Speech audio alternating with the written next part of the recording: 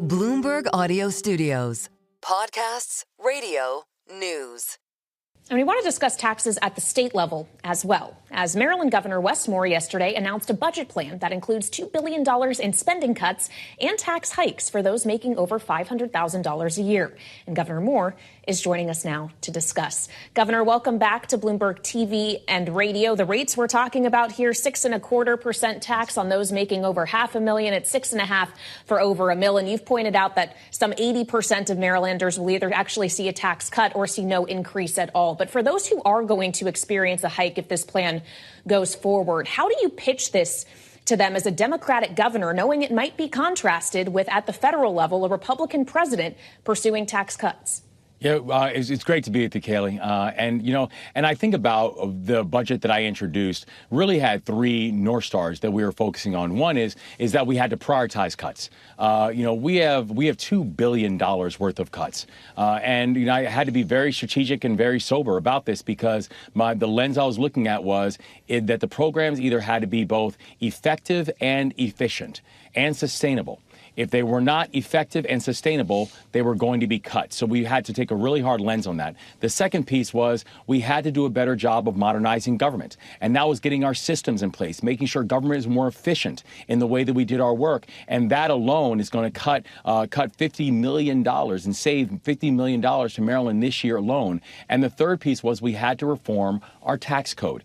And when I talk about reforming the tax code, we now have 2/3 of Marylanders are actually going to receive a tax cut. 82% are either going to receive a tax cut or no change at all, that we are lowering the corporate tax rate, that we are eliminating the inheritance tax and making it easier for businesses to be able to come and grow and stay in Maryland because we're prioritizing things like regulatory reform and permitting reform. And so this was about growth because the biggest challenge we were facing as a state was that while our budgets grew by 70% in the 7 years before I became the governor, our GDP grew by 3%. And so we were spending, but we weren't growing. So by being able to focus on these issues, we're able to grow our economy. Boy, Governor, you know you're on Bloomberg when we start a conversation like this. You've been with us since the beginning on Balance of Power, and it's great to have you back today. And we've watched the tax debate evolve a lot in that period of time. When you go back to 2017, certainly, and now through the Biden administration and this debate that we're experiencing right now as Donald Trump takes office to extend the 2017 tax cuts. We're also talking about no tax on tips, no tax on overtime, so many other items, including salt. You have a workaround in your state when it comes to salt. I'm wondering if all of this is designed to get ahead of what's about to happen in Washington.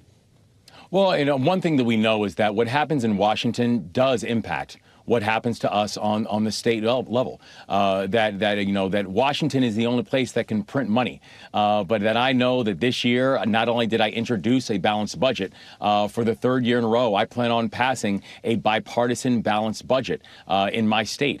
That we know that the work that happens in Washington does have direct impacts on us.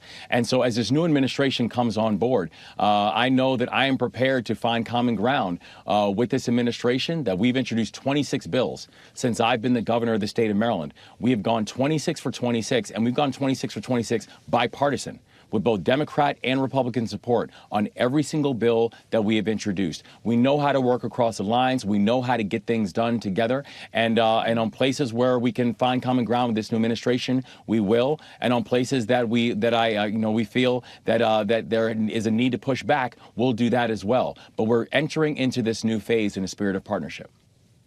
Well, so as you kind of discussed two dynamics here, being a partner in some sense to an incoming administration and also being a foil to it as a governor of a blue state, which one do you think is going to take greater precedence?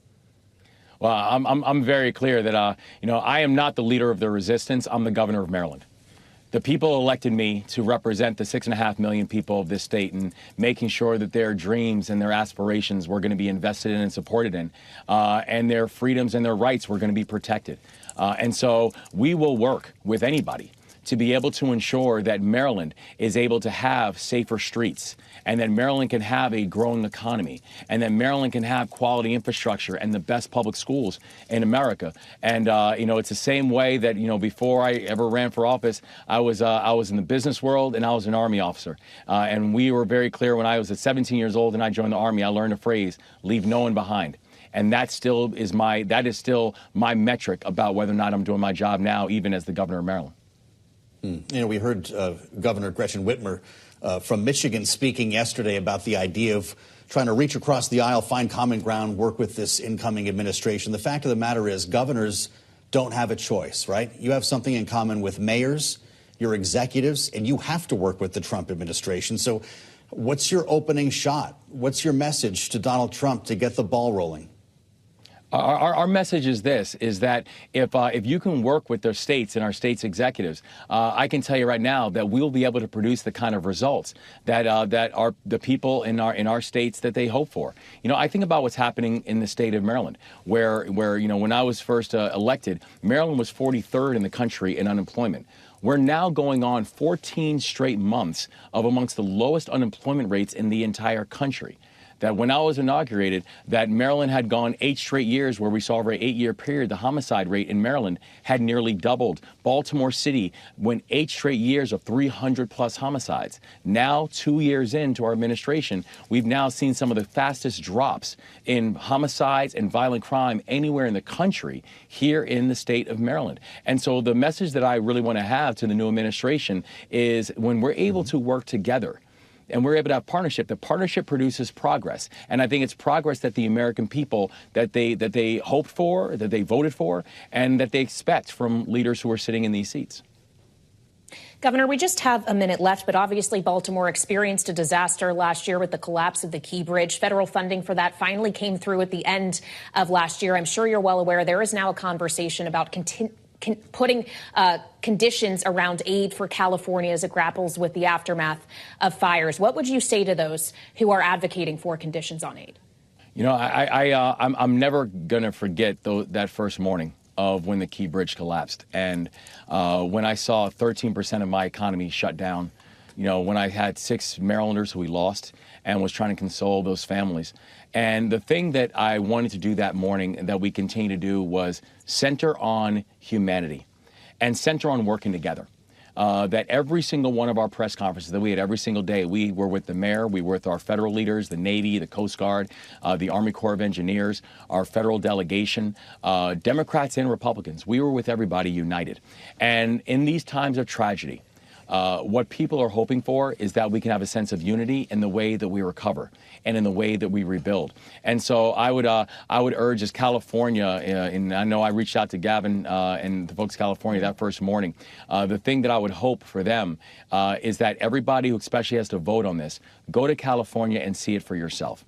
See the work, see the need, and then go out and make the right decisions on behalf of the people. It's great to have you back, Governor. That's Wes Moore, the governor of Maryland. Great to see you. Thank you. Let's stay close as this new year unfolds.